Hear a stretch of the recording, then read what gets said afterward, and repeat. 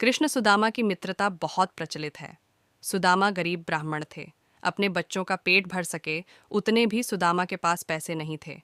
सुदामा की पत्नी ने कहा, हम भले ही भूखे रहें, लेकिन बच्चों का पेट तो भरना चाहिए ना। इतना बोलते बोलते उसकी आंखों में आंसू आ गए। सुदामा को बहुत दुख हुआ।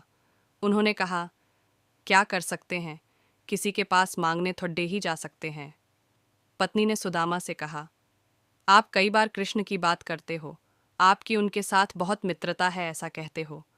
वे तो द्वारका के राजा हैं, वहां क्यों नहीं जा। सुदामा को पत्नी की बात सही लगी। सुदामा ने द्वारका जाने का तय किया। पत्नी से कहा, ठीक है, मैं कृष्ण के पास जाऊंगा, लेकिन उसके बच्चों के लिए क्या लेकर जाऊं।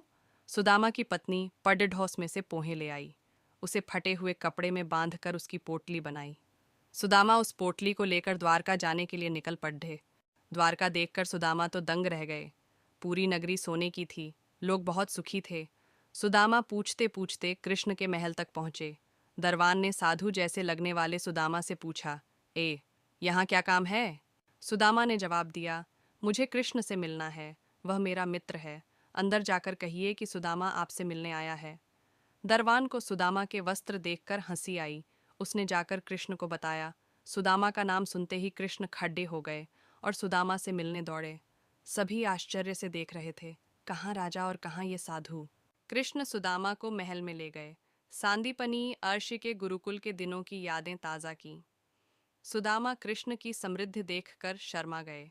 सुदामा पोहे की पोटली छुपाने लगे, लेकिन कृष्ण ने खींच ली। कृष्ण ने उसमें से पोहे निकाले और खाते हुए बोले, ऐसा अमृत जैसा स्वाद मुझे और किसी में नहीं मिला। बाद में दोनों खाना खाने बैठे। सोने की थाली में अच्छा भोजन परोसा गया। सुदामा का दिल भर आया। उन्हें याद आया कि घर पर बच्चों को पूरा पेट भर खाना भी नहीं मिलता है। सुदामा वहां 2 दिन रहे। वे कृष्ण के पास कुछ मांग नहीं सके। तीसरे दिन वापस घर जाने के लिए निकले। कृष्ण सुदामा के गले लगे और थोड़ी दूर तक छोड़ने गए।